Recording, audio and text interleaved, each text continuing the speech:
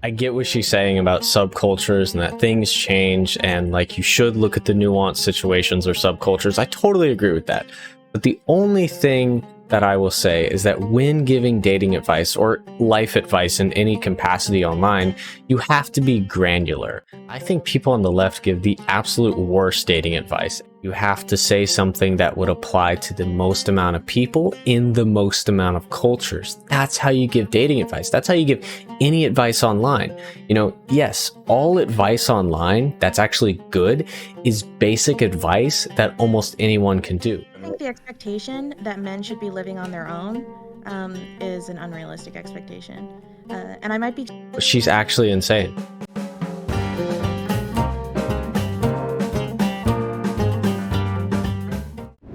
AiA episode 38, reacting to a dating debate panel hosted by Not So Erudite, and I'll be reacting to Destiny's video, which will be linked down below. This is actually future me talking because I actually reacted to this video while testing some OBS settings, basically some audio and video settings that will be ironed out and fixed in the coming episodes of AiA.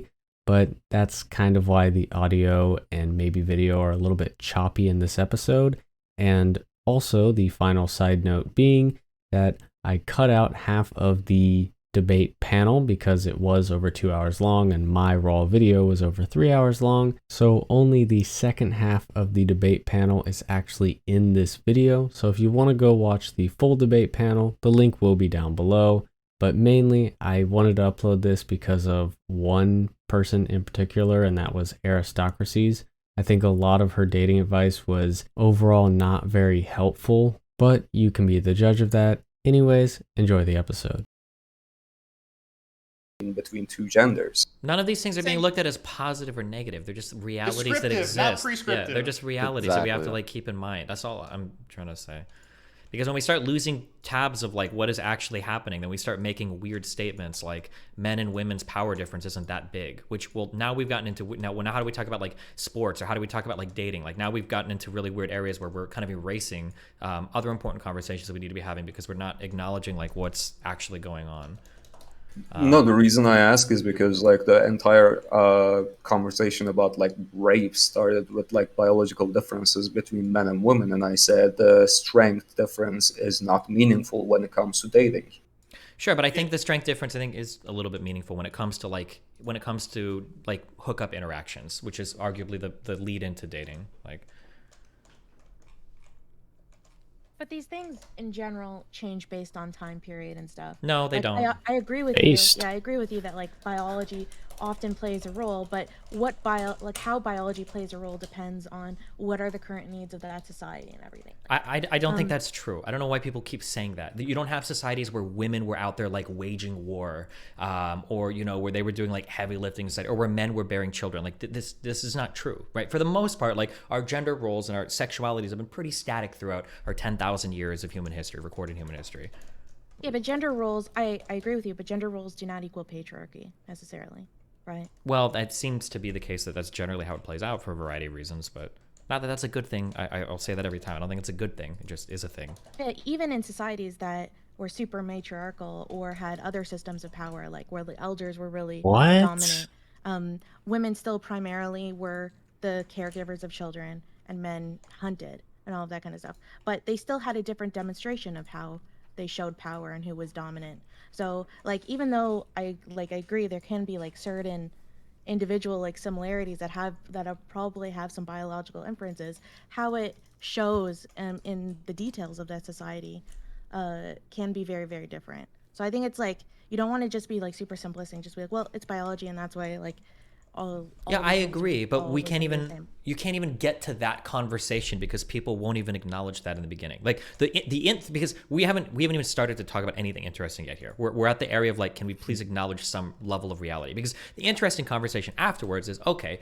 given this set of biological realities, what can we do to socially engineer ourselves to be a certain way, right? So like, you know, one biological reality might lead to a world where no woman ever works because they're all constantly pregnant and just giving birth to children. That reality sucks, okay? And I think at least in liberal society, we would aspire to something better than that. And I think we have. I think we've done a lot better there. So that's cool. So in some ways, our biology isn't the most important thing, right? There are women that are stronger than men through a lot of training. There are men that are caregivers in households, which is probably not normal, historically speaking. So we can do it. But I'm just saying that like we're going to have these conversations about how to socially engineer people to do certain things. We have to start from a shared understanding of biologically what is true. Because when you run around saying things, that one guy, he's not here anymore, but saying things to be like, oh, like just be yourself and like people will like you or whatever. When you start filling people's heads with stuff like that, and then they go on into actual... That is absolutely true, actually. I think that is the worst dating advice you can give out there, is to just be yourself. Because like in saying that, you know, some people's self are just like not favorable. And I think that that's important to recognize. And I think a lot of people just don't recognize that whatsoever, because I don't know, maybe we're just too soft as a society now. But yeah, I mean, being yourself, like when you say that phrase, it's absolutely the worst dating advice out there, because most likely if you aren't able to get on dates, there's probably something wrong with you, or just something wrong you're doing, and you should probably, you know, look to be fixing that. So yeah. Dating markets, and now everything is failing. Nothing is working. Women are doing things that a lot of men don't give a fuck about. Men are doing things that a lot of women don't give a fuck about. Now everybody's like super confused, and nobody knows like where the ground even is, because nobody's giving anybody an honest account of what's actually happening. I agree. I think like a lot of like your issues are just like with the, I guess like the pop culture of the pop dating culture that we see. But I don't actually like see a lot of that stuff, I guess, in day to day. And it's hard to say, like, again, because there's so many of these things. I was talking about this in Eristocracy chat. Like, so many of these things are dependent on subcultures and are so subjective. I really think the primary thing that attracts both men and women is social status. It's not dependent on subcultures. And what depends on that social status is like very, very different depending on, you know, on the subculture. And one subculture might be like, you know, getting on the basketball team, like when you're in high school, and another subculture it might be earning a ton of money, etc. Like I think, and especially when people think that women are primarily focused on, especially like successful women, primarily focused on only dating guys that are earning more money than them. That's actually, I wouldn't actually say that's... Well, that is the case if you look at data. I mean, like just through this entire panel, like there's been a lot of data shown, and all the data that they have shown has presented that fact that women tend to date up. And only 4% of women in one of the studies they showed, Destiny didn't link it in the description, sadly, but one of the studies they showed, only 4% of women would date below them, basically meaning they would date a guy with a lower income. And it really wouldn't, you know, like matter or whatever. So I think it was, oh no, I'm confusing. Sorry. It was the 4% of guys that didn't mind dating up, but the 22% of women that didn't want to date down. That was it. Sorry, I got that statistic wrong.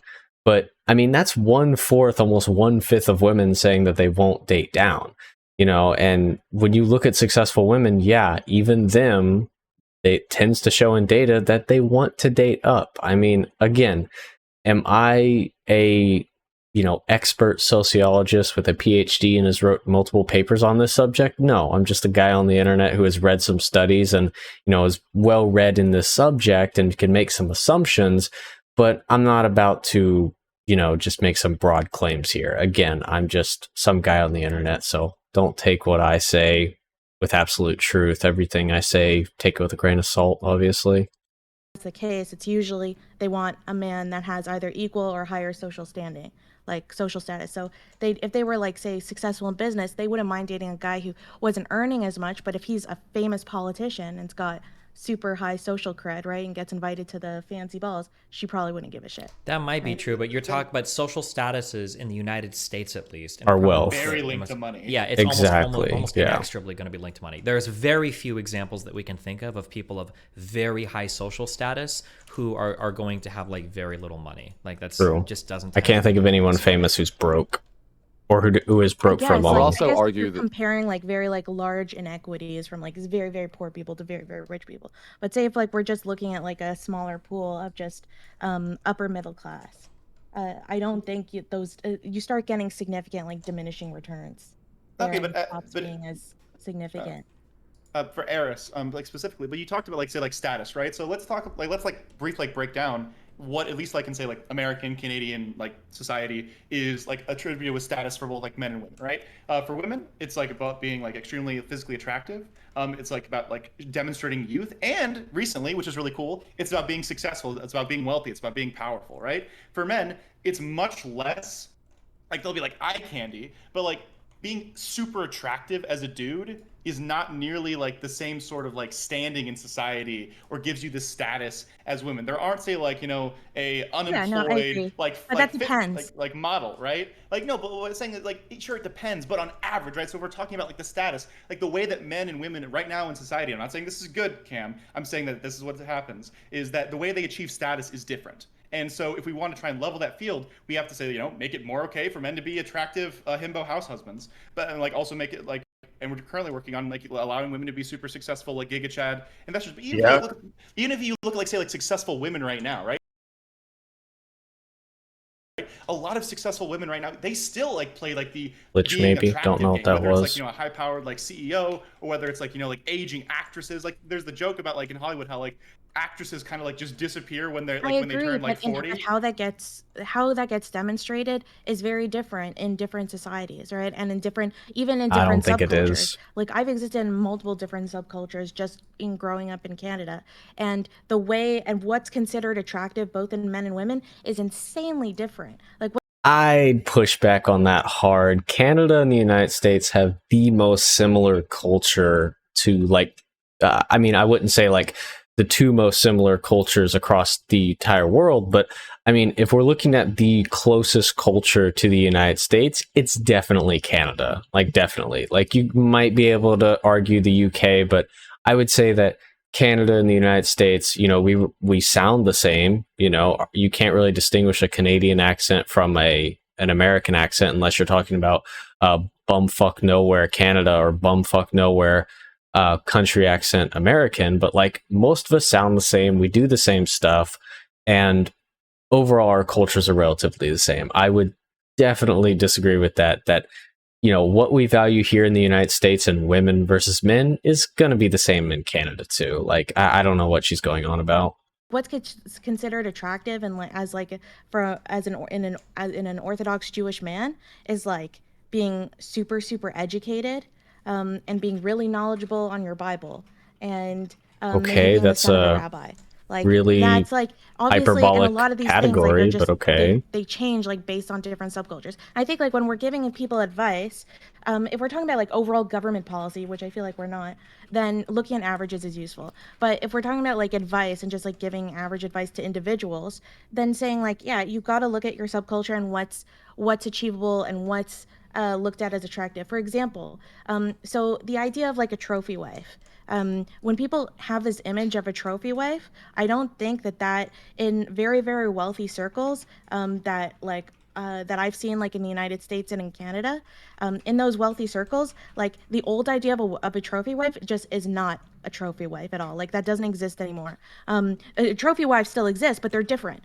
So now a trophy wife is supposed to be super educated. In fact, like the more degrees that trophy wife has, the more of a trophy she has, she still should be really attractive, but she's usually expected to be a little bit older. Like they're just different. It's changed, right? And these things like change like dependent, and I'm sure in I don't know, like in like a celebrity community in LA, a trophy wife is different than that. So it's just like these things are just so dependent on and so subjective. Okay, so I get what she's saying about subcultures and that things change and like you should look at the nuanced situations or subcultures. I totally agree with that. But the only thing that I will say is that when giving dating advice or life advice in any capacity online, you have to be granular. You have to be make it to where basically anyone from any culture or as many people from many cultures can benefit from it, right? So it's not like you have all day, and it's not like you're going to make a fucking, you know, I don't even think a 10-hour video would do it justice. It would be like a video after video, like once, you know, every like 6 months probably, to cover every somewhat popular subculture when it comes to what values a man or a woman or whatever. But when you look at it and try to give a dating advice, you have to give something that it would benefit the most people. And at least from what I would say, probably what would benefit most for a man is that he made money. It's sad to say, but honestly, if you're a man, it doesn't matter your looks or anything like that. I think as long as you have some wealth behind you, you have something going for you. And for women, again, it's even sadder that it's beauty and your youth. So if you're young and you can maximize your beauty, you're probably going to do relatively well in any sort of culture or subculture or whatever she's trying to talk about. So that's what I would say. You know, that's the most granular advice I can give. Now, is it the best advice? No, but that's the most like baseline advice that would probably follow every single culture to a T, in my opinion. That might not be the case, but I think that's some of the best advice you can give. And she's really getting into the nuances of like very certain subcultures, like when she brought up Orthodox, Jewish, rich, you know, that's a 0.1% subculture, probably even less than that. So again, if she wants to get this granular, this video is going to be that much longer, but I think I've been watching it for over an hour now. So it's obviously not, it shouldn't be going on too much longer, but we'll see. But the most common thing that I just see is social status. I think that it's really, we have to like get off this whole, like, in some rare cases like this thing will happen, because it's so destructive to, I don't like it how leftists are so keen to talk about individual examples, base destiny, or get into like the nuance of things when it suits them, but then when it doesn't, they'll just like speak with broad strokes, or they'll do these other things. I don't know if Aristocracy is a leftist, so many, like, by the way. I don't know much about men in general or whatever, and men do this, or this is a thing we have to worry about in dating culture, blah, blah. Like, people will make statements like this all the time, and then when it comes to like, oh, well, what do women prefer in dating? Well, in some very rare ultra orthodox Jewish communities, I know there are going to be something. It's like, who the fuck cares? Like, this is like we're talking like a 1% of a 1% of a 1%, and even a lot of the things that you're bringing up, like for instance, well, men are expected to be very educated. Well, what does that mean? Probably not with like gender studies degrees, right? That's my guess. It's probably going to be educated in fields that are traditionally making pretty decent money, or being professors that are making pretty decent money. It's not going to be like this guy is like super educated in liberal art. Eris,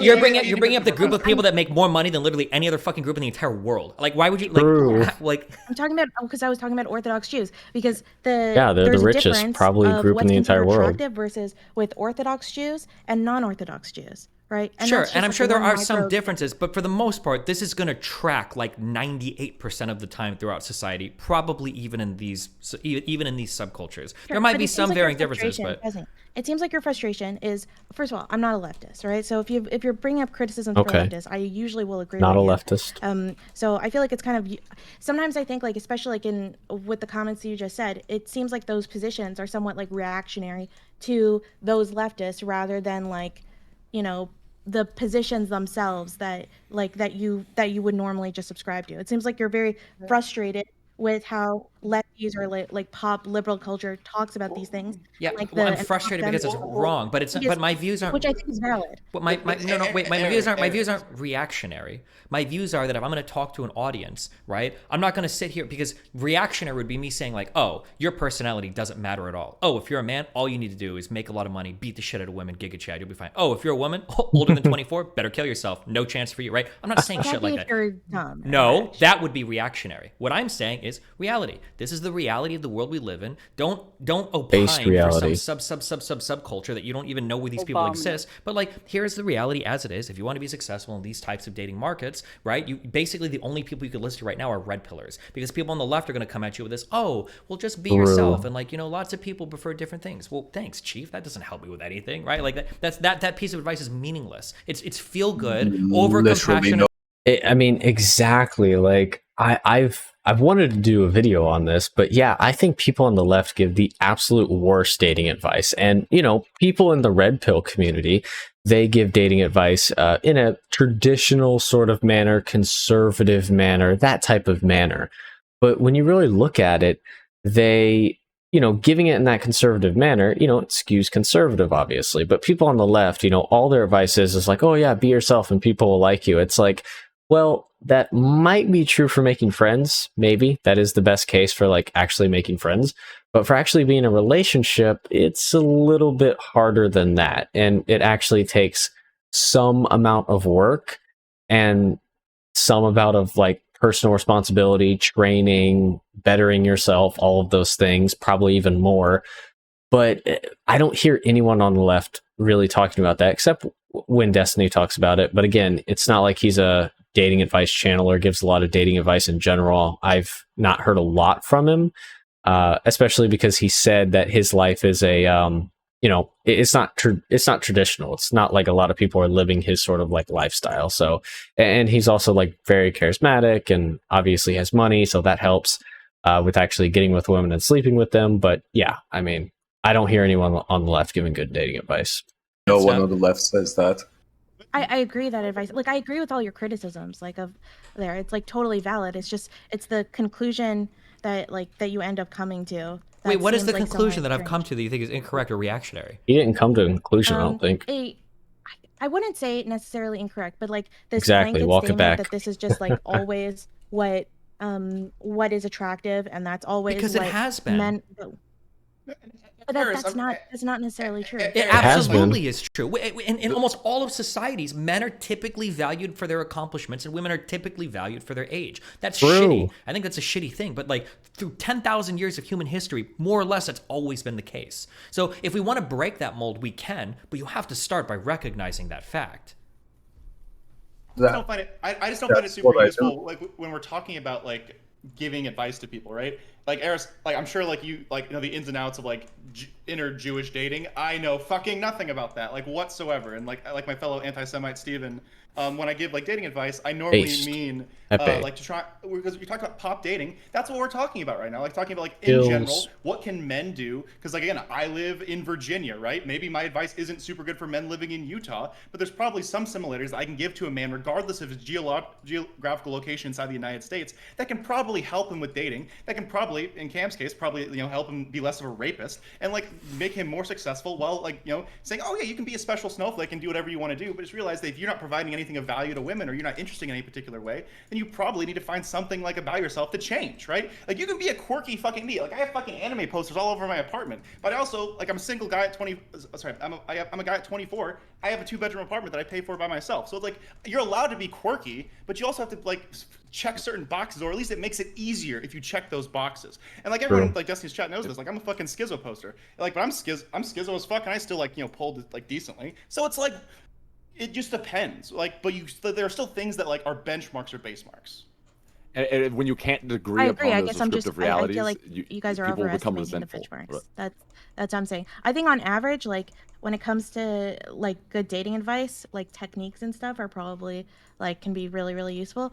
But I think people need to focus on like who they find attractive and think about who that person would find attractive, like in turn. And getting to the conclusion of that. But again, like these things are just. That is the absolute worst advice I've ever heard. Think about who you are attracted to and think about what they are attracted to. It's like, how do you know, first of all? And like, you have to talk to people. Like, here's the best dating advice out of here. And honestly, this is from some rando online, if you're listening. And this is socializing. And this is not socializing on social media. This is like IRL socializing, like talking to people. That is going to ultimately get you to being in a relationship. It's probably going to start with certain friendships and stuff. But if you're a person who has like no social interaction whatsoever, that is the biggest thing you can do for yourself, is literally just socialize. Because you will get into groups of people, you will be able to interact with them, you'll build a certain like network of friends and people and eventually you'll get into a relationship. Like literally, it's socialization. Now, again, is it harder in today's day and age where most people just want to be online and stuff, like, terminally online people like me? Of course. But again, that's probably the most tried and true method to actually getting in a relationship, is just socializing with people. Not this sort of like envisioning technique that Eristocracy, sorry, I don't know her name, but she's I don't know. Her takes, every single thing she has said on this panel has been absolutely, I just don't think good advice. I don't want to say absolutely insane just yet. I'm like bordering in between that, but I honestly don't get what she is implying with what she's saying, because ultimately, I think it was this person here. I forgot their name. But they made the take of like, if you're not a man providing some form of value, no one's going to want to be with you. And that's true. And how do men provide value? Well, normally it's through a job and making money. That's like the most obvious way of, making value. And if you're doing that as a man, boom, someone's going to want to be with you. And as a woman, sadly, it's a lot more, I guess, shallow, because you're valued based on your looks and also your youth, which, neither one you can really control, because, looks fade and youth obviously fades as well. But I mean, women are the most attractive when they're young. And, obviously youth is very valued in pretty much every culture, across the world that I can think of. I mean, yeah, of course, other cultures respect elders more, but at the end of the day, when you really look at it, the most important, at least factor, with getting with a woman is their youth and their beauty. And yeah, I just really don't get these takes on this panel. But yeah, I mean, it's fucking entertaining as hell. Let's continue.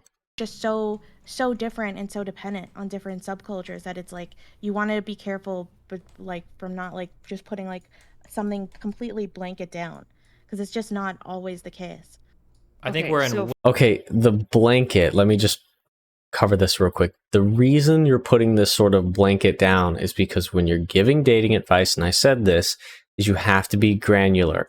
You have to say something that would apply to the most amount of people in the most amount of cultures. That's how you give dating advice. That's how you give any advice online.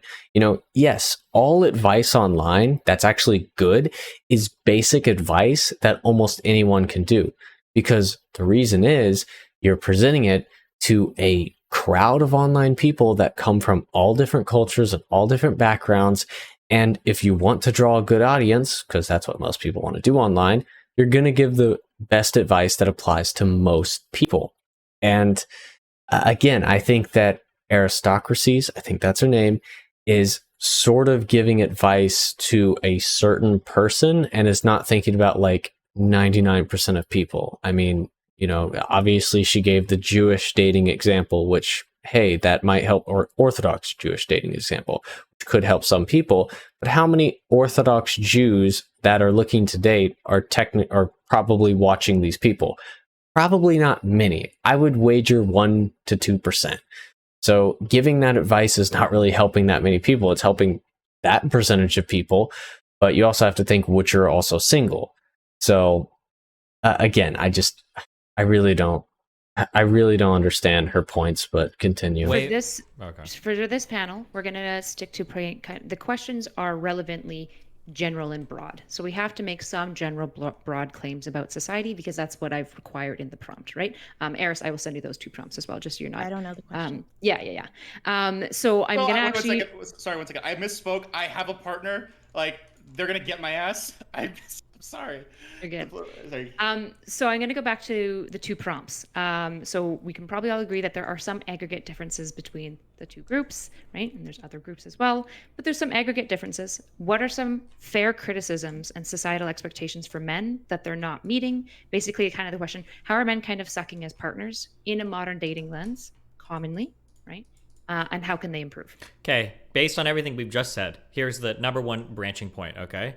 If you can be a guy who's fucking 25 years old, all right, you have your shit together, you are ahead of 99% of the field. Have a fucking job. Actually. You finish school, that's great. Have an apartment that isn't a fucking mess. Know how to take care of yourself. So you can do laundry and do the dishes. You don't even need to know how to cook anymore. Okay, it's 2020, but as long as you know how to do the dishes, do laundry, and you are not a fucking lunatic, not some schizo, overly clingy person, not crazy abusive, not crazy fucking weird. I'm kind of schizo because I make YouTube videos, but you know, you can like hit some very basic benchmarks on. Could I invite a woman into my life, have a place for her where I am providing some level? I don't even need to like fucking take care of, but you look like you have your shit put together and you're a real life adult. You're going to be ahead of literally 98% of other men in society. You are going to be that far ahead. Yeah, maybe 95, but yeah. We can agree on that one. Yes. No disagreements on that? Everyone agrees with those prescriptions? Yeah, and Those I are guess good I don't know. I'll prescriptions. just add. I don't know if it's just fill in conversation, but I'll just add that like part of the reason it's so important to be able to agree on that is that like, and it's a weird sort of horseshoe thing where I was saying this is where like the far libs on this issue and like the MGTOW groups on this issue end up coming to similar things where when we start to prescribe it to other sort of weird problems other than that, when we can't agree on the descriptive reality, then when you start prescribing to people, they're going to become resentful because they're going to butt up against that. And I don't know, when we have these, I feel like the breach of expectations of just being able to agree on fair expectations on reality is where a lot of resentment comes from, where you end up in dating, where you end up with like guys who are just like, why don't they just like me for me? Why can't I just like, why do I have to fix all these unfair expectations of me, you know? Mm-hmm.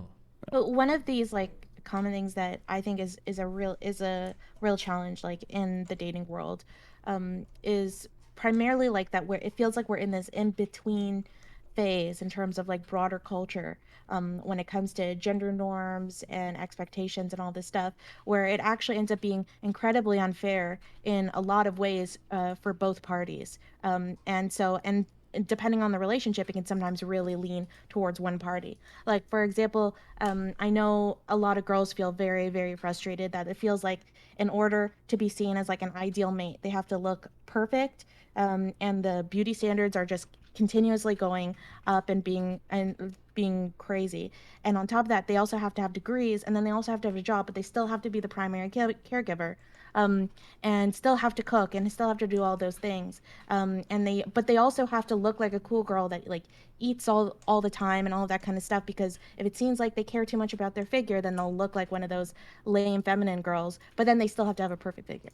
And that's really frustrating. And then with guys, I mean, we've talked about all the double standards that they often have to feel. So I think it just creates like this really toxic environment. So like I understand like why you have femcells and incels and everything. And yeah, it sucks. Yeah, I would say like the majority of guys probably this is gonna sound really toxic, but I think the majority of guys probably don't give a fuck if a girl has like a good degree or is like super educated. I don't think that actually even today, true. As far as we moved, a lot of guys don't necessarily care about that. I would agree though that there are like really negative stereotypes that end up getting pushed on by both sides, that men and women can like enforce like really shitty stereotypes about each other. But yeah. I don't know, like anecdotally, for example, like anecdotally, I guess with the types of guys that I was going for on average, they found me more attractive, or they would go for me more often once I got my grad degree. Like even though I was older, like I noticed like I get hit on way more now than I did in my early 20s. Okay, I heavily disagree with that, unless she was really shut off in her early 20s. But yeah, I don't think many guys care about a woman's education. I mean, I hate to say it, but it just seems to be the fact that most guys out there tend to value a woman's youth and beauty. And, you know, again, I hate to say that because it sounds like I'm agreeing with the red pillars here, because I really don't like that community. I find them very toxic. But again, they're right on a lot of points. It's not like they're wrong in this regard. Most men care about having a beautiful young woman with them, not having a 30 or mid-30s woman who's educated. Because yeah, even though that's nice and you're in a stable sort of, you know, relationship with that person, again, at the end of the day, you yourself as a man, most likely, if you grew up in Western society or in most societies, you feel like you should be the breadwinner and you should be the provider and that you should provide for the woman. And it kind of feels a little bit emasculating if you have a woman making more money than you. And, you know, guys and girls feel the same way about this, is that guys don't want to date a woman who makes more than them because it feels a little bit emasculating. And women out there don't want to date guys that make less than them because that guy feels inadequate to them. So again, I really don't get, like, maybe she was a part of a very small subculture of a subculture of a subculture in this Orthodox Jewish community, because like I honestly have never heard that a woman was going after dudes, because she didn't just say one person, she said like multiple people. The type of guys she went after wanted her for her, or didn't talk to her as much, or didn't give her a chance until she had her graduate degree, which is absolutely insane to me. Like, again, beauty standards for women are absolutely insane as well. Not gonna lie there. But it just seems to me that, like, I want to know what community this is. Like, I might have to do more research on the Orthodox Jewish community or whatever, because if, they have the standards, like maybe that's why they're so rich. If they require like their women to have graduate degrees and stuff, like maybe that's the case, but I have no idea. Let's continue. 20s. Do you bring up your... I probably do my hair more. I have to I don't want to attack your anecdotal experience, but I super don't. There's no shot. Like, are you walking into a bar and saying like, "Here's my grad degree," or like, how is this even coming up in like a first conversation? Opium in the chat, Jesus. Just like people, I don't know, just like ask like, what do you do? In just in academic circles and friend circles. Okay, if you're specifically like in an academic circle, yeah, then maybe in that like hype. This is why I'm talking about the sub of the sub of the sub. Like in these hyper specific circles, maybe, but like outside broadly, like if you were to hop on like Tinder, Hinge, OkCupid, or go to a bar, or like just be in like class with people, or have coworkers, I don't think that you having your grad work finished or not finished is like ever going to be the difference between a guy giving you a shot or not. Like that's only going to happen in a hyper specific subgroup. But by that same logic, and correct me if I'm misunderstanding, by that same logic, then men's wealth or success doesn't matter either. You need to be good looking, especially if you're on Tinder, unless you're like flaunting, I have this much money, I have this. I mean, that's actually true, though. Like, he's trying to give a rhetorical question, but that's 100% true. You have to look good if you're on Tinder. There's been Tinder study after Tinder study showing that a very small percentage of men on Tinder actually get likes and get hookups and are actually good with women. That's actually kind of why I deleted Tinder, because I was just having no luck after 3 years. But overall on Tinder, yeah, you have to look good as a guy in your first photo or two, or else you're being swiped left on. And yeah, you can make up with those differences of having like certain money. Like if you have a nice car, you have a photo with the car. You have a nice house, you have a photo with the house. Maybe a boat, something to show wealth. If you're able to provide those two things, either you look good in your photos and you're a really good guy, like 8 out of 10 plus, or you can show your wealth in some way, then yeah, you could do good on Tinder. But yeah, the majority of guys don't do good on Tinder. And this is also due to the men to women disparity on Tinder. I think it's like 10 to 1, like 10 guys to 1 girl. And the girls do not swipe on every man. It's normally like a 50-50 sort of thing. And the guys swipe right on basically like every woman they see. So yeah, I mean, that's the rhetorical question he was asking about the Tinder example. Many possessions than force someone to actually give you a chance. You need to be a good-looking man by that logic. Am I misunderstanding you? Being a good-looking man can be important, yeah, for sure. But men can get away with looking. There's a wider variety of what's acceptable in society for a decent-looking man, versus women end up getting constrained to this very hyper-narrow point of like what is beautiful. That's why like you'll have people like Seth Rogen that even women will say like, oh, like that guy's cute, like I'd be with that guy, that's cool, whatever. And you Seth never Rogen have is a celebrity. Exactly. Yeah, and he has money. Never have that equivalent for even women's celebrity. Look at how many people make fun of Amy Schumer for her weight, right? There are plenty of guys that are just as chubby as she is, but they never get made fun of for their weight in the same way that women do. So there's a narrower band of like what women are allowed to look like in society versus what men are allowed to look like in society. And like for Cam, like to defend Cam for a second, like you are correct in that yes, being like super attractive or being like super photogenic is very helpful on dating apps. Like, because those, like, that's the easiest part where people see you. But also, you can demonstrate your status in Tinder photos. Like, oh, if you're a guy, like, it's like crouching on top of a really nice car, right? Exactly. Or like you're wearing like fancy suits, like at parties with other fancily dressed people. You can demonstrate your status in society through visual pictures. But like, again, it is easier. And if you're a schlubby guy who doesn't know how to take photos, who doesn't have any like interesting shots, because either you're not an asshole who makes your friends like take pictures of you, it is going to be more difficult for you to succeed on visual based platforms. But if you're like going on a date with somebody, or you meet somebody, which that's why most guys don't succeed on Tinder at all. They're not photogenic and they don't have much going on. Right? And if someone says, oh, hey, like, I'm an unemployed high school dropout, as opposed to someone says like, oh, I have an MBA and I'm currently working like at a tech startup that's funded by like Andrew Yang or something. Like, people are probably gonna be like, oh, the second guy's got something going on. They're the same age. Like, and that was in like the span of a first conversation that you got those differences. And so you can say that, yeah, for Tinder, looks matter more because it's like a visual based thing. But like, yeah, looks matter a lot on Tinder. Demonstrate status extremely quickly in conversation. And as a society, we have pushed people towards doing that because you ask, what do you do so often? But do you see like how all of this stuff is so like dependent on like the subculture and the platform? And no, it's not dependent on the subculture. It is Those not. Are very basic things in dating. Like, they happen all the time. Like, no matter who you are or where you go. Like, if you're over 21, you've probably gone to a bar. There are a lot of subcultures where it's not the norm to go to like a bar and date. Yeah, and that's like an extreme subculture. Like, would you agree that most people in the population are on probably dating apps? Yes, 100%. Most people. 100%. Yes. Broadly turning to dating apps. Would everyone agree with that? I don't know what the numbers are, so I wouldn't say, but. Like, I could comfortably say that over half of people have either gone to a bar or done a dating app if they're over 20 or like 1 year old. Like, 100%. I would stake my life on it. Even if the particulars of how subgroups express certain things, and I don't even think we necessarily disagree on this, I still think there's some underlying consistencies probably, right? And that's all we can address. So like, for example, like,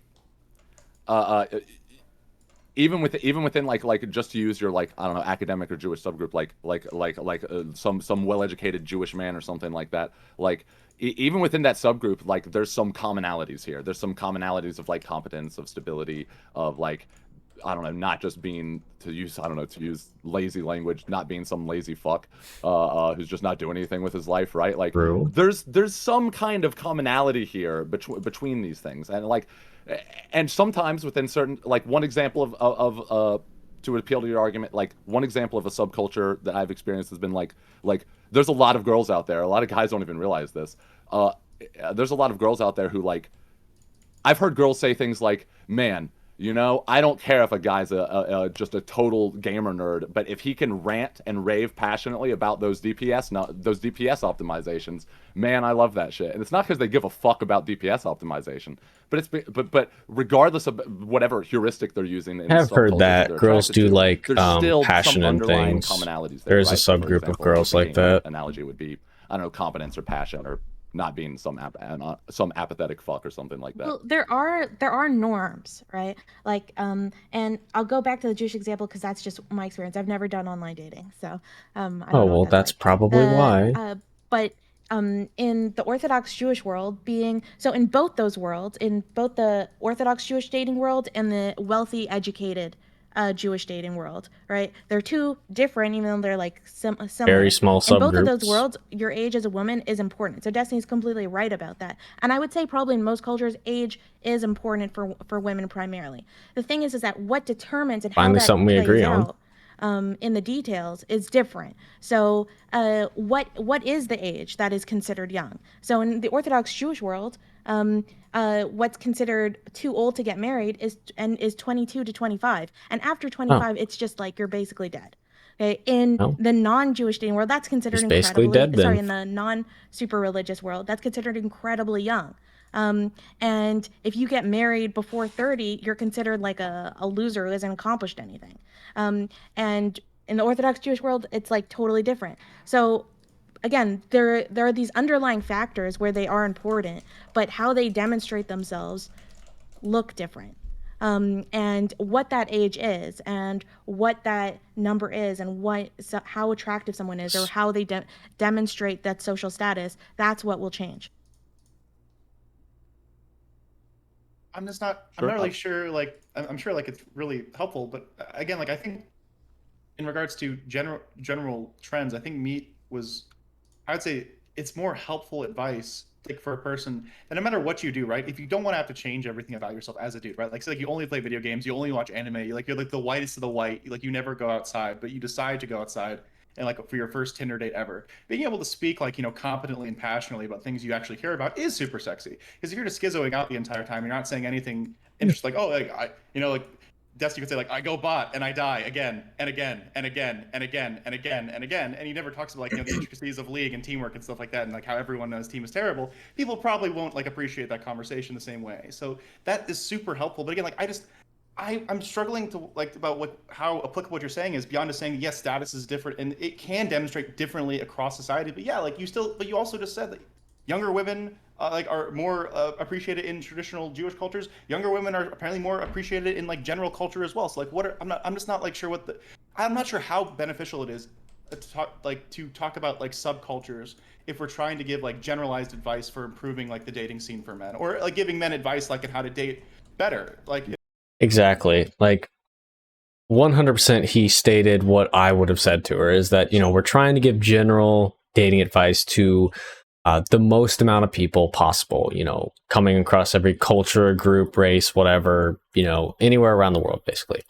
And, you know, you have to be granular, you have to be very baseline, and she seems to, you know, be drawing from her experience, which is a good thing, but drawing from her experience in the rich, Orthodox, Jewish, educated sort of dating life, you know, really doesn't help that many people, because that's not a big community, obviously. And, you know, because not many people are rich, and the Jewish population is quite small. And for being well educated, well, again, that's something hard to come by nowadays. So, again, I understand drawing from your experience here, but I think she's going a little too hard into it, and probably should just agree with what the person said here, this guy, is that, like, yeah, if you're a man, you probably should bring some sort of value to the table, whether that's like, you know, having a job, bringing in money, or some other sort of value, but it has to be like an amazing personality. And even then you have to have a job, but, you know, be making less money. Basically, as a man, you have to have a job. That's like number one. You have to have a source of income, whatever that might be. And you also have to have somewhat of a good personality, somewhat of a good character. You know, you have to have these things in check, somewhat physically active as well. You know, and these are all things that red pillars say. Do they frame it in sort of a toxic manner? Yeah, and I think that's why so many people are pushed off by people in the red pill community. But overall, if you actually listen to their advice, which I've watched many red pill videos, and overall what they say is true, it's just they're framing it in the wrong way, in a very toxic incel sort of way. But I mean, the advice they give is actually true when it comes to dating women. I mean, you can look at the data, you can look at the studies, and, you know, all these people on the far left or whatever can say whatever they want to say about this. They can say absolutely whatever about, like, oh no, just be yourself, or I know this group of people that like this. It's like, okay, well, the data doesn't show that. So again, this is something that I've said from day one on my channel, is when it really comes down to it, you have to look at the data to form your opinions. Don't listen to other people's anecdotal evidence or just what they think. I mean, it's important to listen to them, but when actually taking that into account, that's that's one data point you're thinking about. So when you hear someone's anecdotal experience or story or whatever, or what they tell you, that's one data point on the chart of so many other data points. So you can look at study after study that will give you like, hey, this is a 5,000 person study, or this is a 10,000 person study. When someone tells you something opposing to those studies, that's one data point. Now, if you hear like 50 people say that same thing against, you know, the study, and their anecdotal evidence all lines up, then maybe you have some sort of a point there. But again, you could just be drawing on those group of people because you're presenting that sort of data. So again, it gets very hard into this and pretty complicated. But yeah, my advice, like ever since I started this, like sort of my new journey on YouTube or whatever, and doing these sort of videos, is follow the data. That's the most important. But yeah, continue. In a way, without being like, Sorry, but subcultures in total create the majority, the general. So I understand what you're trying to say, what you and Destiny are trying to say when you say like let's not focus on one subculture over the other, but subcultures together create the majority. Yeah, but the majority people tend to prefer certain things, right? True. Like you could say, and there are commonalities that we could probably agree on. Yeah, like yeah, there's like commonalities like, between all cultures, and that's basically what they're trying to draw upon here. Go on dating apps, then watch any person on here stream, or even like all of us together, right? So like there's more people that do that than the 300,000 people that like are subbed to you on TikTok, or like the 400,000 that are subbed to Destiny on like YouTube. Like there's also we're talking about moving past like the super gendered stuff. What Professor Mead said is actually true too. Like women like guys that are really interested in something, even if it's like a nerdy thing. Yeah. Assuming you've hit like some of the bars, right? I think it's like, more of a small subgroup of people, but yeah, I agree. If he lives with his mom and dad versus like he's on his own, but he's also into this like geeky hobby. Like depend on that. Now we can talk about different subsets. There are going to be some women that are always turned off by that. But there's going to be a decent set of women that are like, oh cool, he's like into something really cool. It's going to depend on like what other criterion you've met as well, right? How do you feel about there's a common like criticism that I've like heard women say about men is that men don't have hobbies, or men don't have things that they can talk about. I haven't really heard that, but okay. How would you say that? What would your recommendation be in regards for being able to talk about that, either like finding new hobbies or being able to express the ones that you have better? What would your prescription for that be for those kind of people? I mean, it's going to super depend on. There are two. I don't know if this can be generalized or not, but there are two broadly different approaches to like long-term relationships. One is seen as like this is my lover and my best friend, and the other is seen as like this is my lover and you better have your own fucking life because we're going to live very different lives. If you're going to have a partner that you are way more integrated with, it's probably important to have at least one shared hobby or interest. So that could be like watching TV shows together, or going mountain climbing together, doing something. But if you're in the relationship where like the wife and the husband or the girlfriend and the boyfriend are like in very different social circles, you probably just need something to like loosely connect you. But that's going to depend on the preference of the people going in. And I know that people have really big divergences in like how much time do they want to spend with their partner when they're in a relationship. Also, that is one of the things that patriarchy actually did a very big disservice to men when it comes to there are certain masculine things that is expected a lot of men to enjoy, right? It's like whether it is video games or football or shit like that. Now, I'm not saying every man falls down to this category, but in you get what I mean. When it comes to those norms, there is very little that men are, quote unquote, allowed to be interested in without, being looked as like less manly or weird or, feminine or stuff like that. I think both men and women have a problem, especially with like the media culture that's existed in like the past 30 years, of like kind of feeling entitled to affection and entitled to feeling so just be single. Like women have been told to feel entitled like that from tons of movies, and so have men. And I think like the answer a lot of the times is just to think of like who you find attractive and work on yourself in order to just be the type of person that person would be attracted to, instead of just feeling like angry. Again, it doesn't make any sense. Or blaming other things like patriarchy or anti-patriarchy or whatever, about like why people are not finding you attractive or why you're struggling. There just tends to be, in my opinion, like there tends to be a weird entitlement that like, I mean, I feel like I used to have, a lot of people have, instead of just focusing on like working on themselves internally. People are still, I don't know, it's like one of those like old stereotypical things that's just like true, that if you stop like searching elsewhere and you start like working on yourself, people tend to come to you. Fully disagree with that, and the reason is really because I have been, really using my early adulthood to work on myself. In my 4 years of being an adult, I've got 3 degrees, I work a good job, I make decent money for my age. I work out, I eat right. I've done pretty much everything there is to do in my early life. There's obviously some other accomplishments I want to do in my early life to better myself. But as of now, I've basically done everything I can do at the moment, I would say, but I'm still working on other things. But when you look at that, you know, I've basically been grinding away at my adult life for the first 4 years of it. And overall, no one has came to me. Like, maybe this is because, you know, oh, I have to grind even harder and grind even longer. You know, is 4 years of grinding not enough? Do you have to grind for 5 years, 10 years, 15? Like, when do the women or people start coming to you? I don't exactly know when. I think you can, you know, sigma male your way through life, and ultimately, you know, people aren't really going to be into you. And, you know, it's not to say like, oh yeah, my looks are that bad. No, of course not.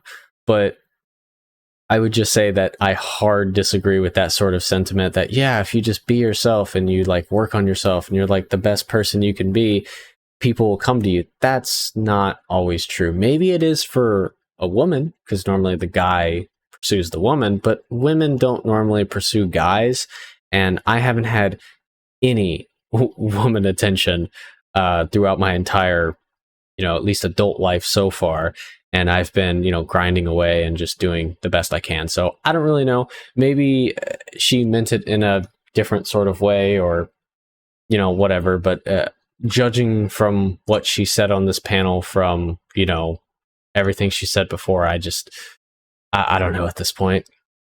Yeah, I think a lot of what you're pointing out to me is like that horseshoe again that I was talking about earlier, where people become resentful when you start to point necessarily. And don't get me wrong, I think there are reasonable like criticisms to make of both genders in terms of like the way that we allow ourselves to become, I don't know, you could say maybe manipulated by gender roles. But I do think that like there is a lot of merit to just better yourself in the sense that there's a non-zero, a non-insignificant proportion of people out there that want to be able to point to the difficulties and the criticisms of like the problems of our society or something like that, and it's not their fault. And when you move the blame into that territory and away from the personal responsibility territory, that's how you create resentful daters, right? And then it creates this cyclical thing where there's like more harmful, toxic views of each other in the dating sphere that become cyclical and resubstantiated. Okay, let's maybe branch off of this. What do you guys think are like unfair expectations or views that are specifically placed on men? Say that the expectation that men have to pay for the majority of things, especially as women like do agree better with in that. the workplace and like do better in university, get more degrees, like start earning more. There's going to be a continuous trend of say like more men who aren't dating. So like I can link another thing about there's a rising. Here's another like a poll about wait, that's the wrong one. But there's another thing I saw when I was like researching for this panel about there's more single people today than there were, say, like 1990. Yep, and that's true. Part of that could potentially be like 55% of people are single today, I think. Traditional things that have held traditional dating together, whether it's say like men making more than women and women like not dating down, but they never really had to before because of the pay gap. As the pay gap goes away, we have to be more okay with men earning less than their partners, or at least women do, or more women, that 22% have to be more okay with that. Yeah. Otherwise, we're going to keep getting a and ultimately, I don't think that's going to change socially anytime soon. More than the average man, and like both of their pools of partners are going to be reduced. So as we approach, say, like a gender equality in terms of pay, we have to approach gender equality in regards to like paying for things. And that's just going to be like something that we have to push for. But that's still, but that thing is, when you said about causing societal problems, acknowledging that these problems exist on a societal level is completely unhelpful for an individual person trying to navigate that situation. Like if I told like someone who's like struggling under capitalism, 2 sentences? Yeah, capitalism bad and it's making your life worse, that doesn't give them any more money. Like if that makes sense. True. Yeah, the expectation that men always have to be outperforming socioeconomically is probably not good. We can probably lean into some feminist stuff here to find bad expectations of men. The really toxic idea that a man can like never be emotional or show any level of vulnerability, also probably not a good thing. That can play out in a few different ways depending on the relationship. Let men be schizo. It can make a relationship passive aggressive. I'm going to say something really controversial. It's so. I think the expectation that men should be living on their own is an unrealistic expectation. And I might be. She's actually insane. She's actually insane. Like that's just what had to happen. Like right there. Like this expectation that men shouldn't be living on their own. Like living with your parents, like, okay, I don't want to call you a bum because there's obviously circumstances to that, you know, everyone has them. But if you really expect to date with not living on your own, like, okay, let me give her the benefit of the doubt. She might say roommates, which if she says that, that's fine. But if she goes into the whole like living with your parents thing, like until your 30s, she's insane. So just saying this as a Canadian because like having your own place is really, really hard. But just in general, like tons, it was the norm, like historically for thousands of years for men to live with their families, like especially in patriarchal societies, like people tended to, the wife usually tended to move in with her husband's family. So, and because it's the 20th century was almost like this super rarity where like the majority of people could afford to live in like their own households and stuff. So I think like that's a really unfair expectation, especially with like the housing costs in Canada. I don't and think around that's the an world, unfair that have expectation. really like increased. I think that that's Is it like, hard? Yes, but I think it's especially something like you men have to feeling so do. much shame about living with their parents. I think is That's also really actually something, to my observation at least, that is like extremely common, mostly in North America and maybe in Europe, but like in more, you know, developing countries, I guess, or global south, or however you want to call it. In those countries, for example, in Turkey, that is not necessarily an expectation. You can still be like 30, 35, 40 and be living with your parents if 40? you're not like in a relationship, Okay. or if you're not married or something like that. That is a very Western expectation, if it makes sense. Yeah, no, I totally agree with that. That's why like it's not when I talk to people, like it's so common now for young men to be living like even into their 30s like with their parents, and they feel like so much shame, and some of them don't even like go into the dating market because they just feel like it's just a losing game because of what they've heard about it in films and TV and like Western media. But it's really just such a historical norm, and it's such a norm around the world, that I it's don't think something it's that a I think norm we around the should really world, like, particularly women should stop personally. judging men so much for it all the time. But it's also an advantage like to have your own place, right? Like because if you, whether it's like living with a bunch of roommates or living with your parents, right? Like a big, like obviously for the worst, for like at least like 2 generations in America at least, having like your own place like to go back to after like the bar or after a concert or something, that's been seen as like a good thing. Partially because like it's a status symbol. Also, if I want to fuck with somebody, like I don't want to coordinate with like my 6 roommates about like, you know, so they like get them out of the apartment so I can have sex, right? So like it's just like I don't want to sound like an asshole. I'm just so curious, and I moved out at a very early age, so I understand it's different for different people. What is it like living with your parents when you're 30 years old? That seems like are you asking mom and dad, like, do they tell you what time you have to go to bed? Do you pay rent? Are they still making meals for you or doing laundry, or like what does that look like? No, I don't live with my parents. I imagine, and I don't know exactly what we parse from this, but I imagine that in a lot of these other societies, like a lot of the time, the man who is living at home is like pitching in and is almost like, I don't know, and a lot of times probably taking care of his parents to some degree. That's what helping I would substantiate hope. the household. I don't know to what extent that's the case, but I'm not sure how I feel about this. Maybe I'm being a little bit steelmanny, but I do feel like maybe the reason for this difference is more so just I don't know exactly the reason for this without thinking about it, but I feel like in America, that reality where you're living, I do feel like there is a line at some extent where like just the descriptive reality that we live in is not one where people over a certain threshold of age that are still living with their parents are really doing much with their lives. Mm-hmm. And I maybe I feel like if you're 30 years old and living with your parents, I feel like you fucked up. It's kind of it's Yeah. kind of like a cultural difference because in you know, Western countries, you all don't really expect, as far as I know, you all don't really expect like if your child is at a certain age and you are past a certain age, say you're retired or you know you never worked or something like that, but now they are taking care of you. But in countries in Middle East, this is very common, as a matter of fact. Like if you're 30, if you're not in a relationship, it doesn't really make sense if you, to those, you know, in that cult circumstances, it doesn't really make sense if you move out and pay extra, and B, now that your parents are, you know, retired or getting older, you take care of them, you know, until you start a family of your own. So that is like a symbiotic relationship almost. I don't know what. Yeah, it can I don't also think you be should like be. a really You shouldn't be taking care of your parents at like age 25 or 30. Like no? that's what I was saying too. So like how old are your parents? Are your parents like 40 years old when they're having you, or like because at 25 and 30, your parents should be in their 50s, maybe 60s. Like they should still be pretty healthy, right? Like Only cultural differences. Like I could comfortably Maybe it is a see, cultural like, difference. like this happened to my parents like in their late 40s, early 50s when my grandparents passed away, and they had like my grandmother had to move in like because she needed a caretaker, right? But like say like. Obviously, until 18 makes sense, and then I'd say probably like around like 40 years old is when your parents start like getting to that age of retirement where like they need assistance. I can see that making sense too. But maybe 30s if they're a little, like 30s and 40s. But like when you're 20s, you're like taking care of your parents, like 25, 26. I think that's more financial. Like I think that has to be, and that's borne out like in terms of like being able to afford homes, being able to afford apartments without roommates, and like whether. I think we'd give too much credit to say that like every person who's in their 20s is taking care of their parents.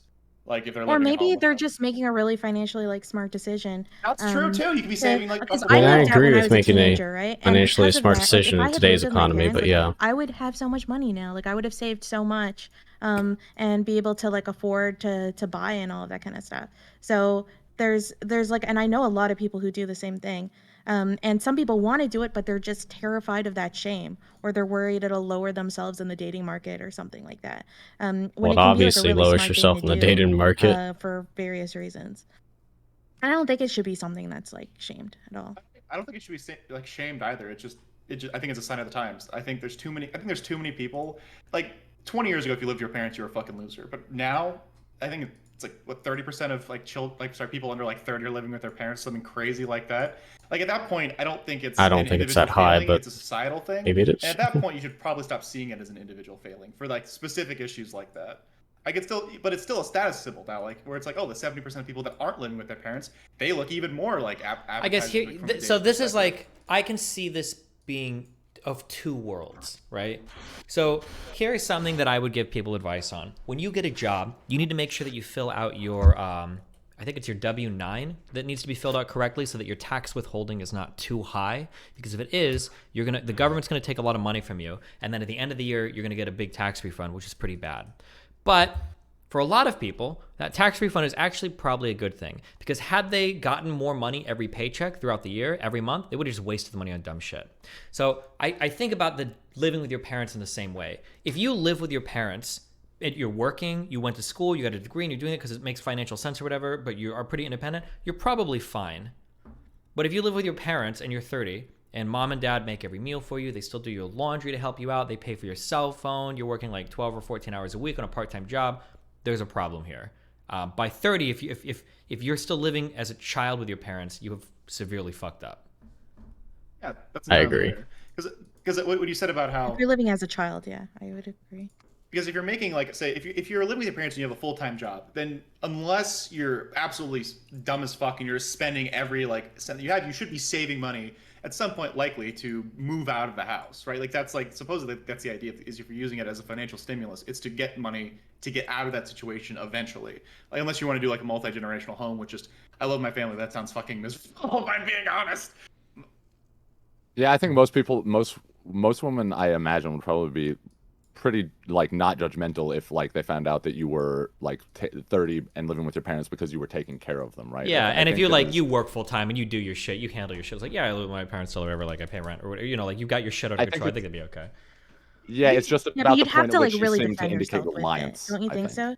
No, Eris is right there because like no, I think it would be obvious. I think as soon as they came over, if you have your own living space, everything's cool, that's fine. But if you like go home and like your bed isn't made, your floor, everything is a fucking disaster, or whatever. Mom calls up like, "Honey, do you want to come down and eat with your girlfriend?" Like then you're pretty fucked. But I mean, I think it would be pretty obvious if the guy has his shit together and he just lives with his parents because it works conveniently financially, versus this guy is a 30-year-old child. I think it would be pretty obvious. That would be my guess, but no, yeah, that's definitely like when I was talking about like the cultural how it is in like Middle Eastern countries, or like how common it is in Middle Eastern countries, I was referring exactly to what you were saying. Like people actually have their jobs and taking care of their parents until they get into a relationship, move out, start their own families, shit like that. Yeah. Say that's probably like the guy your shit together, like living with your parents thing. I'd say that's a lot more recent because I can remember like in different sitcoms and TV shows where you have like successful man like who has like making good money, but he just happens like say like live with his like mother because their father died or Yeah, something. it's So the always mom's played for like, jokes. yeah, it's played Even for if he's jokes got- all the time, he's even got if it he's like together. super successful. Yeah. Yeah. And like, there's always the thing where it's like, oh, you live with your mom. It's like, no, my mom lives with me. Like, da da da da. Like, it's like it used to be a much bigger trope in the 2000s, as far as I can remember. But I think it's less now, specifically because I think more people are probably have got their shit together variety, at least hopefully so, and like they're just more normalized to live with your folks. Another thing that I think is like a really unfair expectation are like male bodies, particularly being like insanely buff. Like I know you're gonna really not like this one, Hans. No. but- It's hard, right? Like, because like this is one of the thing that comes up all the time, where it's like an attractive woman, right? To be an attractive woman, like just don't eat crazily all the time. Do a moderate amount of physical exercise. Like I'd say like the average super pretty like feminine body is pretty easy to attain, but like I think it's more of the rise of superhero movies where it's like the male physique where you're like this gigantic like monster truck. That's a lot of fucking work like for a dude to get that big in comparison. Like you'll be a relatively fit person because a relatively fit girl looks like super fucking nice, but a relatively fit guy looks like a normal guy, especially if he just has clothes on. Like Steven could be packing a six pack under there for all we know, but like because he's not like gigantically big, it doesn't look different than when he was like not exercising. So I would say it's like the epitome of like male body like types are different, but I think most women would just appreciate a relatively fit guy. And a lot of women actually don't like the giant physiques. Like they don't like it. They think it's like either scary or intimidating or gross or what have you. Yeah, no, I totally agree. I think like a lot of like thankfully, those superhero actors like it didn't come out that they're all like they all have eating disorders and shit? Oh, and like a majority of them No, are they on just take steroids. roids. Like, All of the Marvel ones are 100%. Yeah. Yeah, and is that really damaging to your body? If you do it correctly, it's Well, not not actually that necessarily, bad for but you. yeah. But it's still not. Are you it's not- encouraging the use of steroids, Hans? Yes. If you're going to use steroids, use them responsibly. But like, there's no fucking way that like like The Rock is like what, Have like a better chance 55 of or some dating with shit, them he's still on. built like a brick shit house with like 8 abs. Like that's no fucking way to maintain that physique in your 50s without some sort of like chemical supplement. Like it's just not possible. And so I would say that is unrealistic for people like Chris Hemsworth or people like Chris Evans who are like pushing 40 years old and they have physiques like that and they're like, oh yeah, guys, like just check out like my 6-week like calisthenic program and you'll Chris look like Pratt's like, like 6-month transformation was the funniest thing I've ever seen. It's like unreal. Yeah, I just ate chicken and broccoli, bro. Like I ran 3 miles a day. Like shut the fuck up. We know. Everybody knows. I don't Do you think they guys lie feel about that- it though, right? Like it's their job to like look a certain way for movies. It's not like they're competing in powerlifting or something. Like, it's fine if they want to, right up to do it. It's probably I mean, other than creating unhealthy standards or whatever. But I mean, So you guys would agree that there's like unfair expectations for like men's aesthetic. Do you guys feel that women expect that from men? Or is it more men? No, I don't think it's unfair. Society expects from men, and a lot of people in all genders are, conforming to those norms. Because that is, when we look at those expectations, we are not looking. You can't look at just one gender or the other and be like, okay, this is what men want and this is what women want, because those are not very subjective things. But a lot of things that we like, a lot of things that we prefer, a lot of things that we want to see or want to experience with our partners are very much, influenced by the society, by media, by movies that we are seeing, and what we learn or define love or a relationship as, or an ideal partner as. So I would say there's definitely extremely unfair expectations in both genders, but I wouldn't say it is posed by the members of genders to begin with. I would say for society where we're at right now, I think that the expectations for men are totally fine. I think you have a huge range of things that you can look like as a guy. Acceptable body types. Yeah, like women are okay with dad bods. They're okay with like chubby dudes. They're okay with skinny guys, depending on, there's a huge range. I think that the issue you get into is there is a hyper prescribed, very narrow band of what women can look like. I don't know if people in at least in our society even know what the fuck a real woman looks like anymore. Like we've moved past makeup into like makeup makeup and surgery and filters. Even we have filters on people like Pokemon using filters on their videos now. Pokemon. I think that the way that a man can look, there's a huge range of what that is acceptable for. For women, it is so fucking narrow, and it is getting more and more ridiculous like every fucking day. Holy shit. Something that really sucks is that there's and something that I don't really notice with men is that there are trends in women's body types. So I think there's trends in men's body types too, but the 1600s, maybe it's not as in Italy, big. there's a specific female body type that's like really attractive, and that changes in the 18th century, and then in the 20th century, every 10 years, there's like a different, like 90s is heroin chic, you know, and but then you have to gain 30 pounds to get a bunch of surgeries in the 2010s, and now they're saying that since Kim Kardashian lost some weight, that now like the being thinner is being is now again more attractive, and so people have to get rid of their BBLs and their surgeries and stuff. And I think that that's something that's just really fucking sucks, that like someone's body can go in and out of style. Yeah. I don't think the in regards like to the different body type expectations, I think Destiny's right in that there's a broad swath of things that are acceptable. But I would say, and I don't think women are pushing this on men. I feel like it's more of a societal, like a cultural movie thing, where it's like you like to be the big jack guy. I don't really ever see women saying like, oh gosh, like I want a guy that looks like that. It's mostly a lot of dudes like who like look around themselves and they feel inadequate because of that, because they're like, why can't I attain that? You know, I do my 6 days. You don't think that women also push stereotypes on one another as well? On women, like, absolutely. Absolutely. Yeah, that's why I feel like in the case of veering the norm. Go meet. I was just gonna say, I was gonna say, I agree with you absolutely on that. I just think that like in the case of men with the body types, I do, just for whatever it's worth, not to be dismissive of the issue or anything, but I do think that like the problem really is disproportionately some media conflation or whatever you want to call it, where because I've met so many men who are so fixated on their body and degree. It's like, bro, you have no idea how much wiggle room you have in the dating market to just fix like other things about yourself, and your body is totally fine. Like compared to women in the dating sphere, like it is not as big of a problem as you think it is. Yeah, I got really fat over vacation. I was taking vacation for a couple weeks, and I legit just gained 10 pounds. I got to 260. I've never been that heavy before. No one never fucking noticed. Girls didn't give a shit. They're like, like, because it just doesn't matter. Like, depending, as long as you like aren't like grotesque, it's just easier. Yeah, and I'll say there are a lot more ways to overcome it as a man. Yeah, and this is, I'll say, I'm sorry, there's so much cap in chat, including from Aber right now.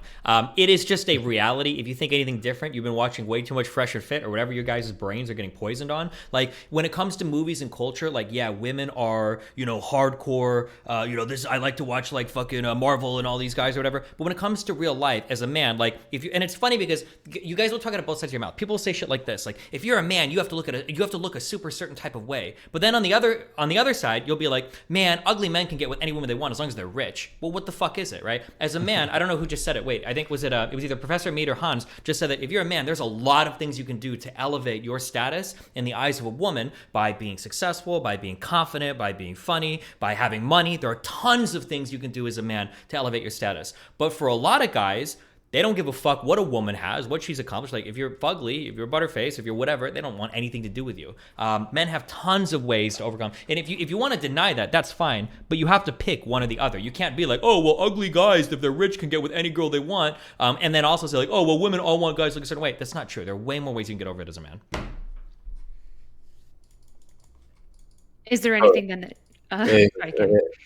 In short, stop watching Fresh and Fit, start, taking care of yourself, pay attention to your, hygiene and looks a little bit, and go to fucking therapy. Like, don't be a psychopath.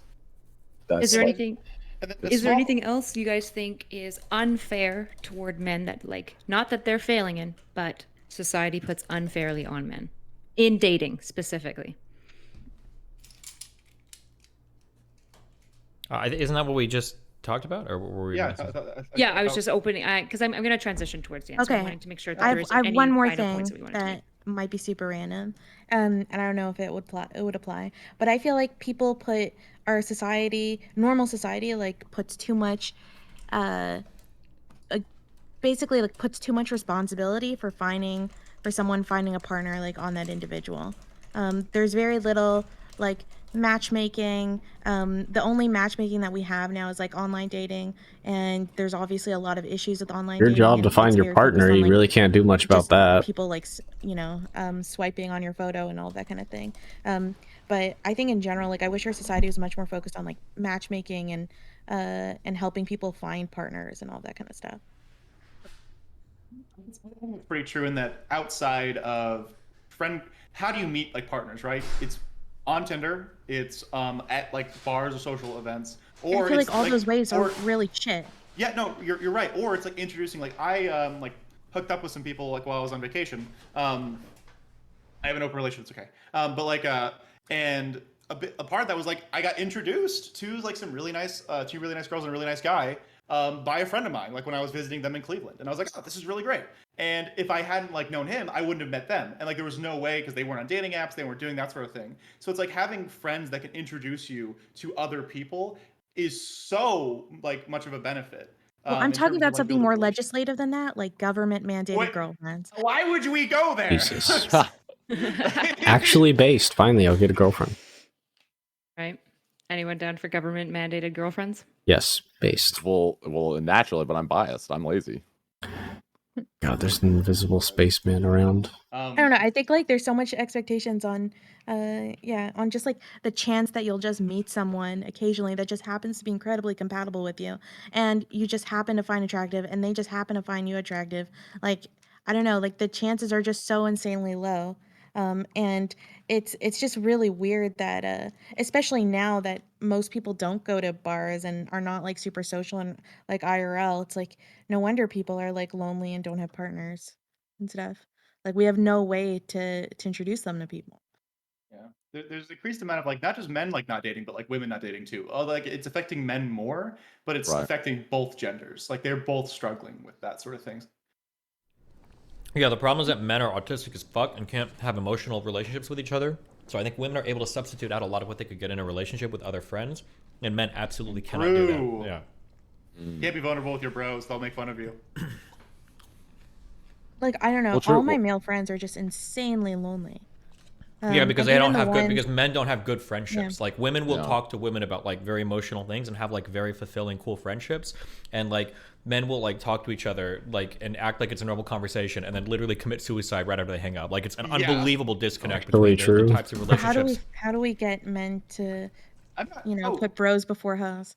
Well, it's not just that. Like I would even say like this could be like another thing that affects like the marketplace and like men and dating is that I feel like a lot of times there's a lot of men who like will fuck their female friends or they'll be attracted to their female friends and they'll think like, oh, like she's coming on to me. It's because women are comfortable having like emotional connections in relationships like that are just friendships, but men do not understand that whatsoever. So like if a girl is nice to you and she listens to your problems, you're like, oh shit, she wants to fuck me. Like it's very much like they're like they just don't comprehend. Like we just don't comprehend like We don't build that scaffolding. Yeah, no, we don't. Yeah. So it's like, and like, we don't see it. We don't know how to do it because we don't know what it looks like, right? Like I speak other men, of course, not me naturally. You smiled at me. Like time to bang. Let's go. So But yeah. why do men put so much value on sex and only value on sex? Honest to We're God, hardwired it's for because that. they're men. No, it's not. That's not the case. It's because they want notches on their bedpost. Men suck at sex, and also so do women. Nobody actually enjoys sex. Nobody likes it. There's a very small subset of people do, but everybody you see on Instagram and all the sexy people and all the sex workers and the cam girls and the super hot guys, Sex is no they're good. barely fucking, and when they do, they hate it. And everybody's associations and engagement with sex is fucking horrible. 98% of them.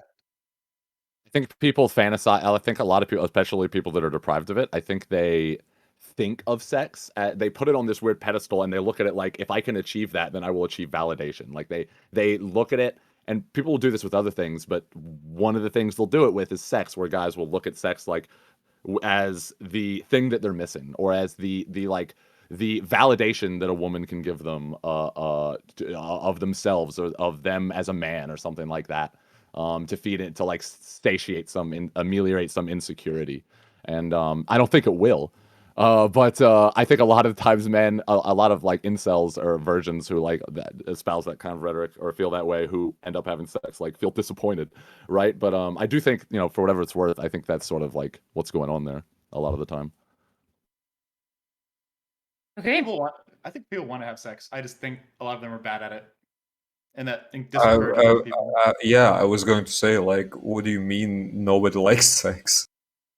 How can someone be bad at sex? You just lie back and think of England and let him do his I think it's business. because And this is Well, why if you're a woman, you part can of the lie back, problem, right? Eris. Dead fishes, no respect. I think the point Fuck is, you. Move a I think little, wiggle. No one here except for Mr. Girl likes that. He's okay? wiggling. It's okay. Okay.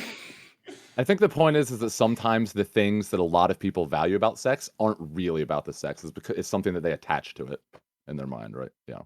There is a lot of people who are actually seeking emotional validation that is, trying to find it through sex, which I think is very toxic, to be honest.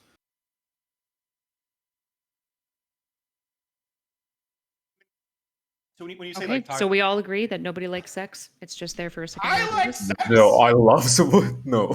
Okay.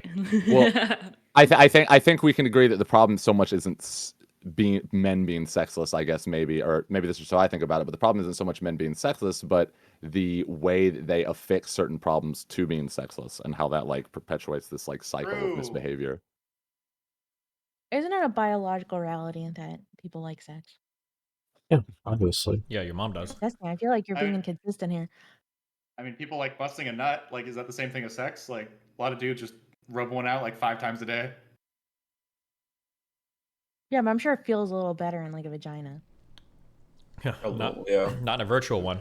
Like, I think the issue is that Jesus. I think the issue is that people have like there's a very weird buildup in society around like hookup culture and around sex. When I listen to the stories of people that are having sex and the type of sex they're having, a lot of it just seems really shit to me. But maybe people's standards on like what is good sex is really low, or maybe people just want to like get off and that's it, and then they leave. I don't know. I feel like we have a really toxic culture around like sex and sexual pleasure, but this is a conversation I've had a million times on Twitch and YouTube or whatever. The issue is that like nowhere in society are we ever talking about things related to sex or having good sex. It's literally just like don't rape, and that's the whole conversation. And then nobody has any further conversation about it. So, like, but the bar is. You want to be a sex therapist? Yeah, well, like, sorry, Cam? For your mom. Like, so aside from like all the kitty people who can't do like the don't rape thing. Oh, I wish someone made me dinner. But like for this, that's a house husband right there, everybody. That needs to be more accepted. We need more of that. I want a guy like that. Do you see how he shows up because he's being threatened by all the other men on the panel and he's trying to assert himself there? He's got to demonstrate value. Exactly. Wow. What do you think about that? Let me get him back in here and flex just so he can reassert his alpha on this. I'm ready. Show me. I'll show him my. Mans is just talking reinforce with his those toxic body standards. Yeah. So what is sex for then? If people aren't like actually enjoying sex and stuff, I guess what I'm hearing is like a lot of people like take it as like a status thing, notches on the belt. I think I could be wrong. I suspect that a lot of people replace intimacy with sex. They think that the only way to achieve intimacy, especially I think men, is through sex, which you can be intimate with a person, especially physically, without necessarily having sex, like cuddling and just like getting in your physical touch. True, but I would say for most men, if you're comfortable enough like to be like physically intimate and cuddling with somebody, you're probably also like having sex with them. Because like the only people that I would say 99% of men cuddle with are their like significant others.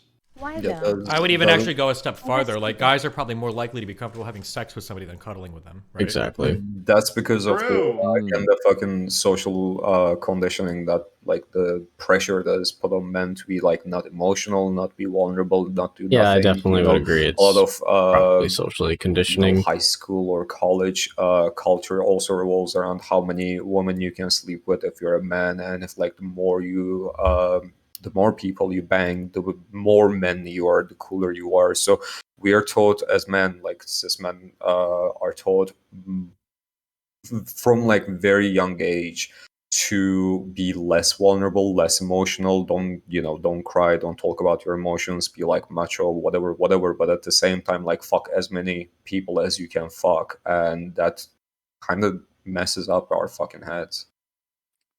It's hard to project both vulnerability and strength at the same time. And not that you can't, not that vulnerability is like somehow exclusive to masculinity or something like that, but I feel like a lot of people don't know how to do both. And they like give up one, they abandon one in fear of the other, you know what I mean? Yeah, that's true. That's fair. I have an idea. Men can start grooming one another, like What? apes do. Oh. Like when she said grooming, I was thought of something totally different. Or something. Can't go wrong. Maybe we just if dudes just love each other enough, they'll model it enough, and then we'll fix each other, and then women will want to touch us again. Like fellas, is it gay to kiss your homies goodnight? Yeah, that's like a disaster scenario for women because if men realize how base being gay is, we're not gonna fuck with women ever again. This is what I'm saying. I've been preaching. I call it homosexuality. It's been one of my newest positions. Okay, I think we'll probably start transitioning towards wrapping it up here. So rather than ending statements, because I don't really know the point of them, we'll have your ending of, is there anything that wasn't said on this panel that you feel like is important to say around men, dating, expectations, fair and unfair, that you would like to end with? We'll start with Hans. I don't really have much to say. Just for all my dudes out there, just do your best. If things aren't working, fix yourself. Either like work on your job, or work on yourself, work on your career, work on your relationships. Like, don't sit around and wait for someone to do the socialism, because you're just gonna be miserable your entire fucking life. So take some initiative to make your life modestly better in the meantime, and you'll be a lot happier, and so will all of your friends and family. So awesome. Cam? Yeah, basically try to be a better person in any way you can be. Try to better yourself, and please, I cannot stress enough, if you need, and I know most men out there and most everyone out there needs it, if you can afford it, go to therapy. Emotional maturity is very important to healthy relationships. Steven? Yeah, I'd say fuck therapy. Figure your own shit out. Be a man. We don't do that shit. All hail the patriarchy. And that's all I got. Yes. Based. All right, Eris? I would just say be realistic about what you want in a partner and what you think, and do your research on what that person would want and try to work on yourself to become that. And if you don't think it's possible for you to become that, then maybe you're attracted to the wrong type of people and you just gotta work on that shit. I found, I knew that the type of can guy you that I help was who gonna be you're attracted to? wanted someone that was like good at traditional stuff like cooking and stuff. And so I made sure to learn to cook, and I worked really hard on that.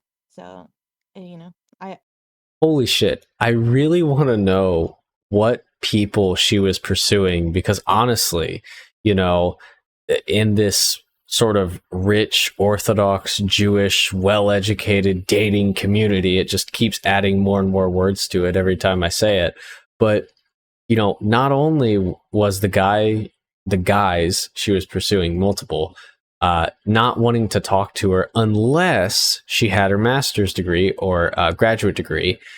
And along with that, they also wanted a woman who could cook and not only look good and, have all these high standards. It's like absolutely insane. Like, what type of dudes was she going after? Was she going after like the 0.01% of dudes? Like, I really want to know.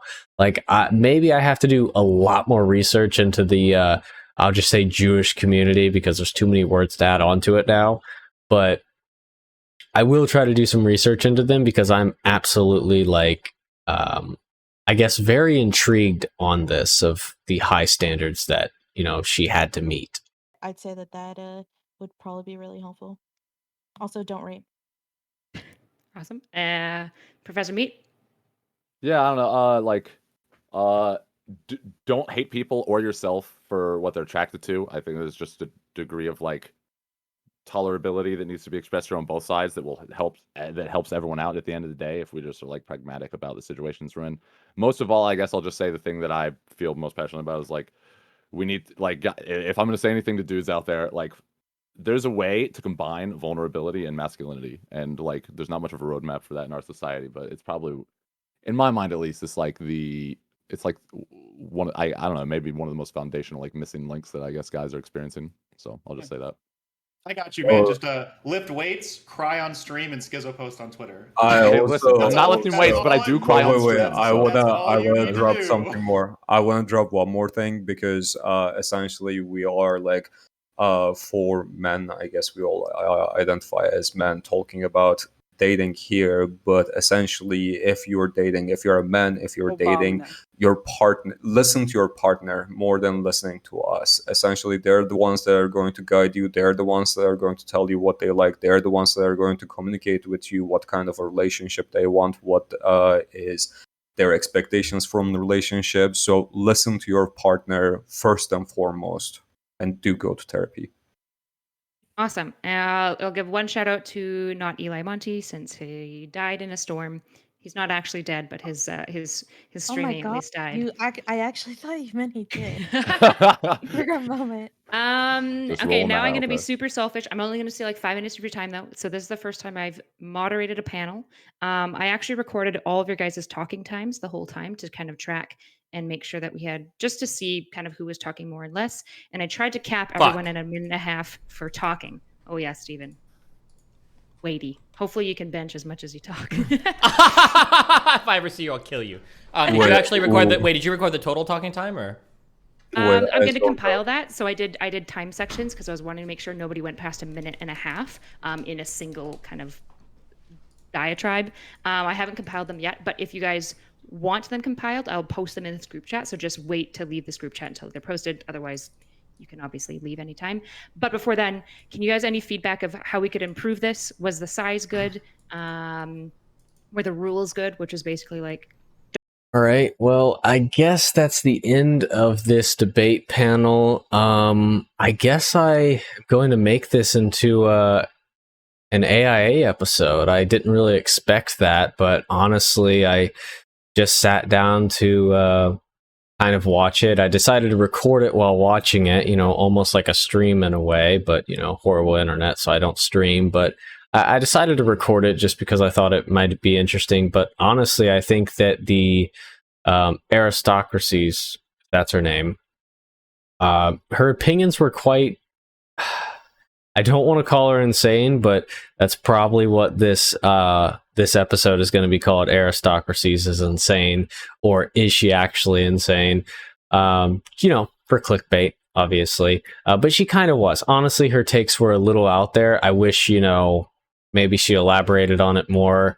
Maybe I'll even have a conversation with her one day. Probably not. No one ever talks to me. But yeah, I guess if you enjoyed this episode of AiA, I'll probably do some sort of pre-recording at the beginning of the video to kind of, set the stage, because I didn't do a intro, obviously. So yeah, anyways, if you enjoyed this episode, like, subscribe, please comment down below, and yeah, until next time, see ya.